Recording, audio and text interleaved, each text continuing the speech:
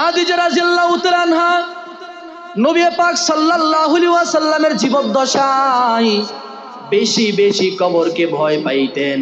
কবরের কথা শোনা মাত্র তার চোখ দিয়ে টপ টপ করে পানি পড়ে যেত। খাদিজা মানুষের মরার খবর শুনলেই চোখ দিয়ে পানি আসতো। আমার নবীকে ডাক দিয়ে বলে, পয়গম্বর, আমি যখন মারা যাব গো নবী, আমার কবরের মধ্যে আমি কি করে থাকবো? কবর যে অন্ধকার, ওই কবরে কোনো সাথী নাই, বাতি নাই, কোনো বিছানা নাই, কে আমার সাথে থাকবে? আমার নবী ডাক দিয়ে বলে, উম্মতের দল, আল্লাহ তাআলা গোটা বিশ্বকে বানাইলেন, গোটা আসমান বানাইলেন। আসমান একটা না দুইটা না, আল্লাহ তাআলা এক স্তর স্তর করতে করতে 7টা আসমান বানাইছেন। বলি আল্লাহু আকবার। এ মুসলমান, এক একটা আসমানের দূরত্ব জানো কত? এই জমিন থেকে নিয়ে প্রথম আসমান পর্যন্ত 500 বছরের রাস্তা। আল্লাহু আকবার। আবার প্রথম আসমান থেকে নিয়ে দ্বিতীয় আসমানের রাস্তা 500 বছরের রাস্তা। আমি আল্লাহ তাআলা এই সাবা সামাওয়াত, 7টা আসমান আমার নিজের হাতে বানাই নাই। আমি আল্লাহ তাআলা জবানে বলছি হও, কুন ফায়াকুন, আর সাথে সাথে আস্তে আস্তে করে 7টা আসমান হয়ে যায়। সুবহানাল্লাহ।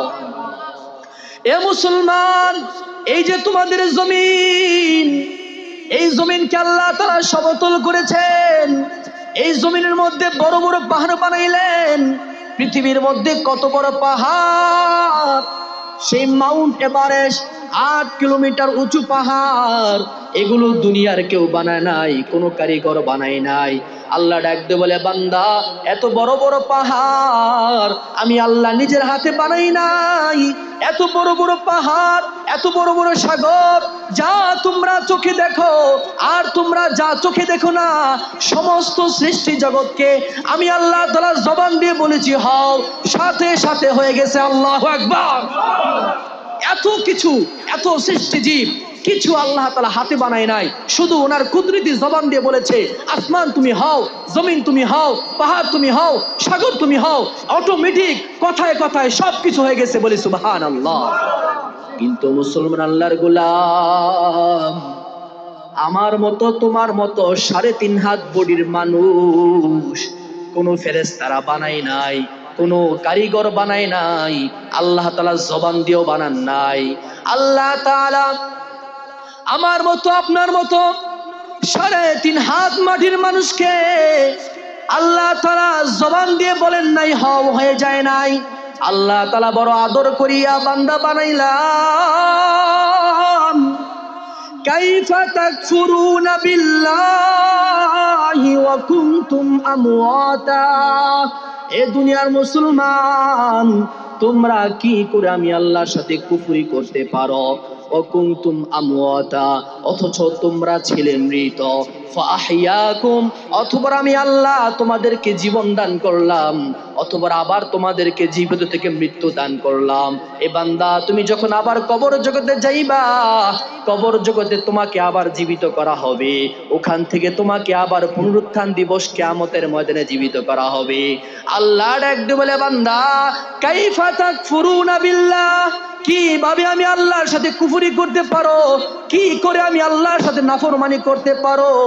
তুমি কিছুই ছিল না, কিছুই ছিল না, আমি আল্লাহ শূন্য থেকে তোমাকে পরিপূর্ণ করলাম। সুবহানাল্লাহ। এত আদর করে বানাইলাম কি জন্য বান্দা?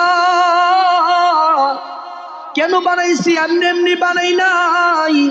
ওয়ামা খলাকতুল জিন্না ওয়াল ইনসা ইল্লা লিয়াবুদুন। আমি আল্লাহ এমনি এমনি বানাই নাই। আমি আল্লাহ তোমাদের মতো 3.5 হাত মাটির মানুষকে এবং আগুনের তৈরি জিন জাতিকে বানাইলাম আমি আল্লাহকে সিজদা করার জন্য। বান্দা তোমার জন্য গোটা বিশ্ব বানায় দিলাম, তোমার জন্য আমি অক্সিজেন বানাইলাম, তোমার জন্য আমি চন্দ্র সৃষ্টি করলাম, সূর্য সৃষ্টি করলাম, এই সব কিছুকে আমি আল্লাহ তাআলা শুধু জবান দিয়ে বলেছি হও হয়ে গেছি। কিন্তু তোমার মতো মাটির মানুষকে বানাইতে গিয়া আমি আল্লাহ তাআলা 4টা জিনিসের কসম করেছি, বলি সুবহানাল্লাহ। এরে মানুষ, তোমার মতো মাটির মানুষকে বানাইতে গিয়া আমার আল্লাহ নিজের জবানে 4 বার কসম করেছে। ওয়াত্তিন, 1 নাম্বার শপথ, 3 ফলের শপথ। ওয়াজ্জাইতুন, জাইতুন ফলের শপথ। ওয়াত্তিন ওয়াজ্জাইতুন, আল্লাহ তাআলা 3 ফলের শপথ করে বলতেছেন, আল্লাহ তাআলা জাইতুন ফলের শপথ করে বলতেছেন, আল্লাহ তাআলা পবিত্র মক্কা নগরীর শপথ করে বলতেছেন, আল্লাহ তাআলা তুর পর্বতের শপথ করে বলতেছেন। 4টা শপথ করে আল্লাহ তাআলা বলেন, ওমা খলাকনাল ইনসানা ফি আহসানি তাকওয়িম।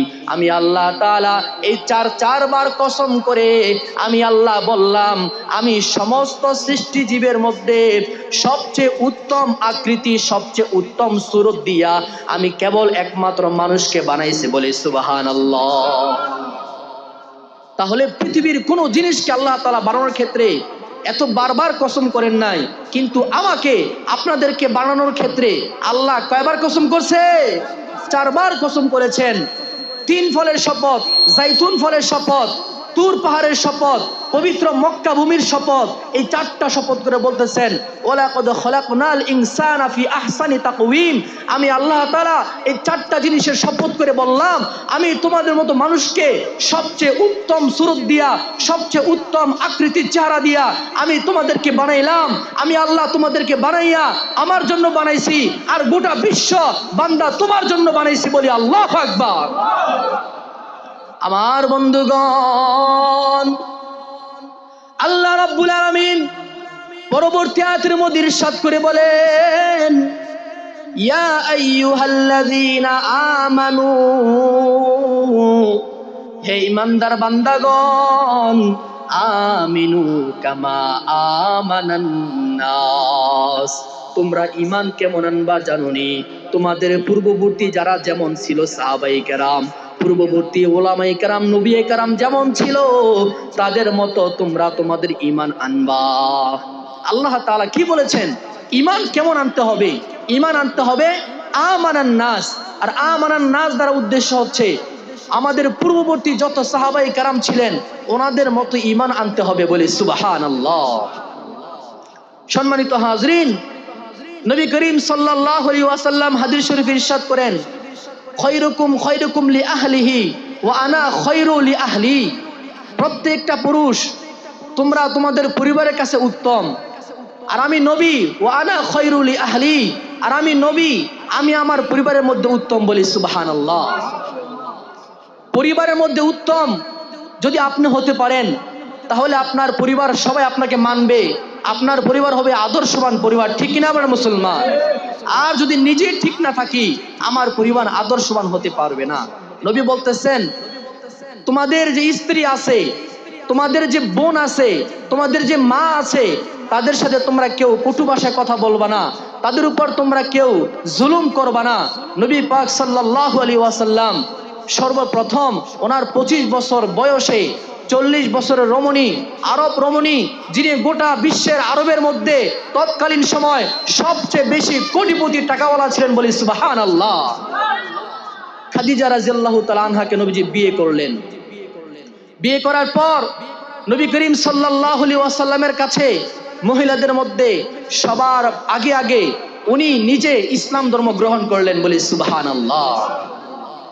নবী করিম সাল্লাল্লাহু আলাইহি ওয়াসাল্লাম যখন নাকি গাড়ে হেরার মধ্যে সময় কাটাতেন, ওহী বর্ষণ হওয়ার কয়েকদিন পূর্ব মুহূর্তে ওহী আসার আগে নবীজি কষ্ট করে করে গাড়ে হেরার মধ্যে উঠতেন। আর সেই গাড়ে হেরার মধ্যে নবী যখন ইবাদতে মগ্ন থাকতেন, আর খাদিজা রাদিয়াল্লাহু তাআলা আনহা আস্তে আস্তে হাঁটি হাঁটি পা পা করে নবী করিম সাল্লাল্লাহু আলাইহি ওয়াসাল্লামের জন্য নাস্তা পানি নিয়ে যেতেন সেখানে, বলি সুবহানাল্লাহ। এ মুসলমান কত আদর্শবান খাদিজা! কেমন স্বামীর বাধ্য স্ত্রী, যেই স্ত্রীর আল্লাহ তাআলা যার উপর সন্তুষ্ট হয়ে গেছে, বলে সুবহানাল্লাহ। খাদিজা রাদিয়াল্লাহু তাআলা আনহা নবী পাক সাল্লাল্লাহু আলাইহি ওয়াসাল্লামের জীবদ্দশায় বেশি বেশি কবরকে ভয় পাইতেন। কবরের কথা শোনা মাত্র তার চোখ দিয়ে টপ টপ করে পানি পড়ে যেত। খাদিজা মানুষের মরার খবর শুনলেই চোখ দিয়ে পানি আসতো। আমার নবীকে ডাক দিয়ে বলে, পয়গম্বর,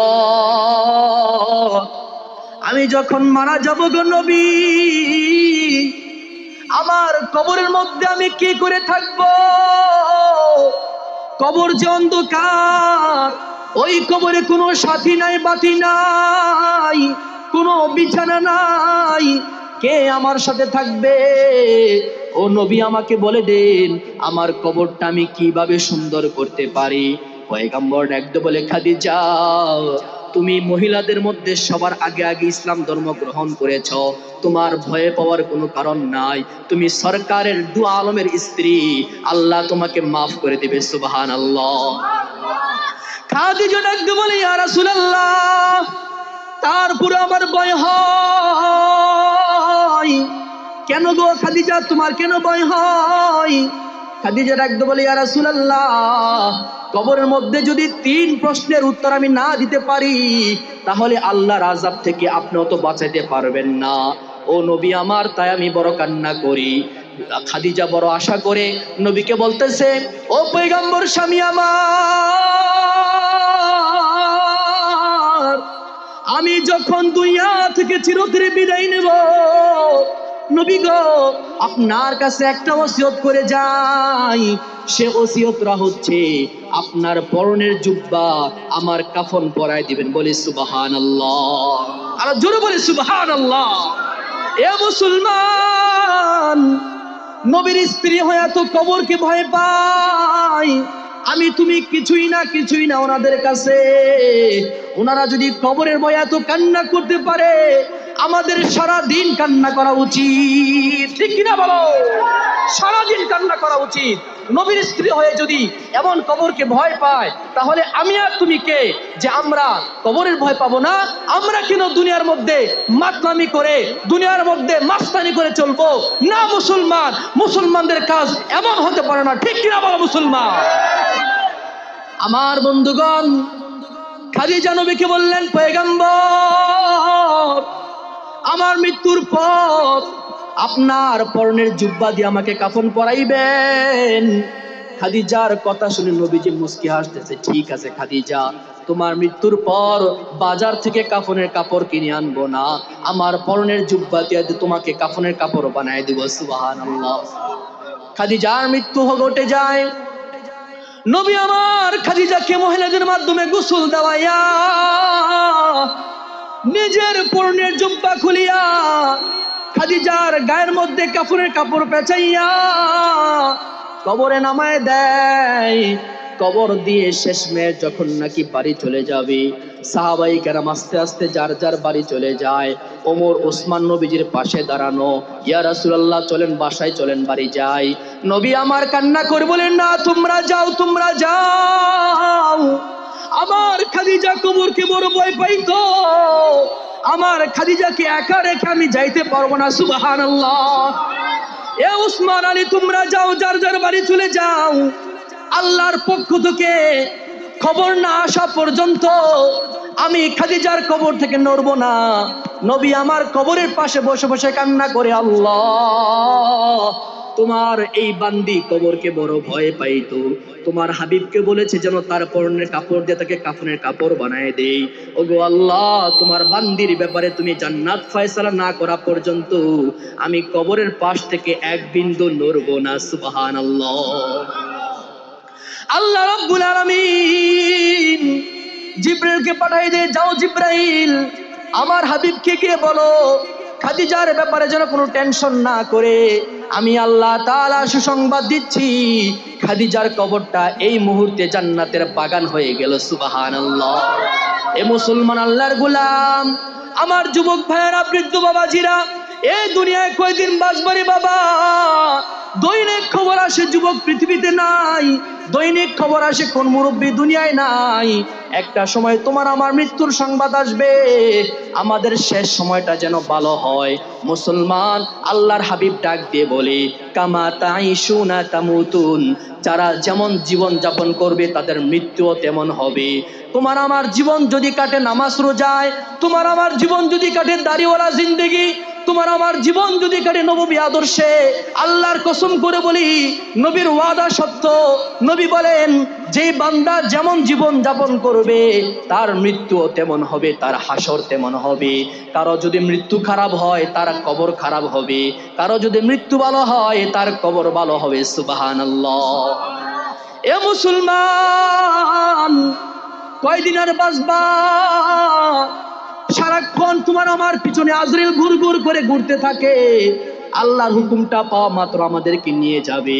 তুমি চিন্তা করে দেখো, কবরের প্রথম রাত্রি তোমার কেমন কাটবে?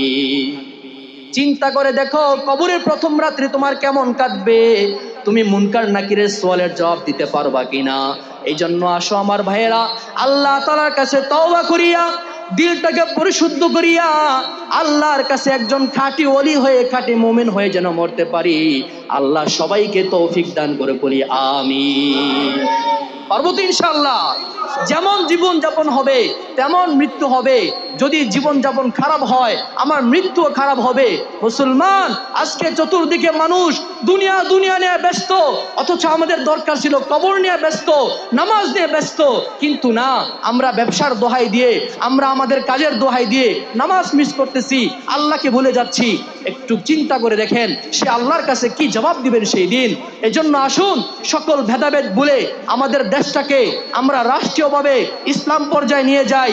তাহলে দেখবেন বেপরদা বন্ধ হবে, জিনা বন্ধ হবে, সুদ খাওয়া বন্ধ হবে, চাঁদাবাজি বন্ধ হবে, গুন্ডামি বন্ধ হবে। ঠিক কিনা বলো মুসলমান? বিগত সময়গুলোতে দেখেছি আমরা, মানুষ যখন কোনো কাজ করতে যাবে তখনই শুধু চাঁদাবাজি, টাকা দাও, এটা করো, সেটা করো। মানুষের জীবনে নিরাপত্তা ছিল না, মানুষকে আয়না করে রাখা হতো। এ মুসলমান, যুগে যুগে আলেমদেরকে জেলখানে নিয়ে বন্দি করেছে, আলেমদের মুখ দিয়ে সত্য কথা বলতে দেয় নাই। আল্লাহর পক্ষ থেকে সাহায্য এসেছে। আল্লাহ বলে, আমি ছাড় দেই, কিন্তু ছাড় দেই না। বলি সুবহানাল্লাহ। আমি আল্লাহ ছাড় দেই কিন্তু ছেড়ে দেই না। একটা সময় যেমন ভাবে ধরবো আর পালানোর রাস্তা পাবে না। এই জন্যই তো গাড়ি দিয়ে জমিনে হেঁটে হেঁটে পার হতে পারে নাই, আকাশে উড়ে উড়া দিল্লি গিয়া পড়ছে। ঠিক না বলো মুসলমান? বর্তমান যারা শাসকে আসবেন তাদেরকে সাধুবাদ জানাই। আপনারাও আপনাদের ইসলামকে সঠিকভাবে জেনে নেবেন। যদি কোরআন হাদিসের বাহিরে কোনো কিছু করতে চান, তাওহীদের জনতা সহকারে দেশের উলামায়ে কেরাম, মুসলমান যাদের ভিতর ঈমানকে লালন করে, তারা কোরআন হাদিসের বাহিরে কোনো আইন মানবে না। ঠিক কিনা বলো মুসলমান? এই জন্য যদি আমাদের দেশটাকে ইসলাম দিয়ে চালাতে পারি, দেখবেন চাঁদাবাজি, সন্ত্রাসী, জিনা, ব্যভিচার, সুদ সব বন্ধ হবে। দেশে মানুষ ন্যায্য মূল্য ফিরে পাবে, মানুষ দুই মুঠো ভাত হালাল ভাবে খেতে পারবে, শান্তিতে থাকতে পারবে, ওই গুম হওয়ার আর ভয় থাকবে না। ঠিক না বলে মুসলমান? এই জন্য আসুন আমরা আমাদের জীবনটাকে কোরআন দিয়ে সাজাই, হাদিস দিয়ে সাজাই। এই বলে আমি আমার সংক্ষিপ্ত বক্তব্য শেষ করলাম। আমার জন্য সবাই দোয়া করবেন। আমি এই মাদ্রাসার প্রতিষ্ঠাতা জনাব সাইদুর রহমান সাহেবের বড় মেয়ের জামাই, আমার জন্য সবাই দোয়া করবেন। আমি যেন দিনের দায় হিসেবে আল্লাহ যেন কবুল করেন। আমার মা বাবা বিগত 4-5 বছর আগে মারা গিয়েছেন, আল্লাহ যেন ওনার কবরকে আল্লাহ তাআলা জান্নাতে উঁচু মাকাম দান করে বলি আমিন। এবং হুজুরের মাদ্রাসাকে আল্লাহ তাআলা যেন দিন দিন তারাক্কি দান করেন। আপনারা সবাই এই মাদ্রাসার প্রতি খেয়াল রাখবেন তো ইনশাআল্লাহ? হিংসা ভেদাভেদ ভুলে আমরা নবীর ঘরকে মহাব্বত করব। মাদ্রাসা কারো ব্যক্তি কেন্দ্রিক না, এটা একমাত্র নবীর ঘর। কার ঘর? নবীর ঘর। কোনো ব্যক্তির উসিলা করে আমরা মাদ্রাসাকে পিছু হটবো না, নবীর ঘরকে মহাব্বত করব। আল্লাহ আমাদের মহাব্বত করবে। আল্লাহ আজকের আয়োজন কবুল করুক। আল্লাহ তাআলা আজকে যুবক ভাইদেরকে, মুরব্বী বাবাদেরকে এবং মা বোনদেরকে আল্লাহ সবাইকে কবুল করুক বলি আমিন। আসসালামু আলাইকুম ওয়া রাহমাতুল্লাহি ওয়া বারাকাতুহু।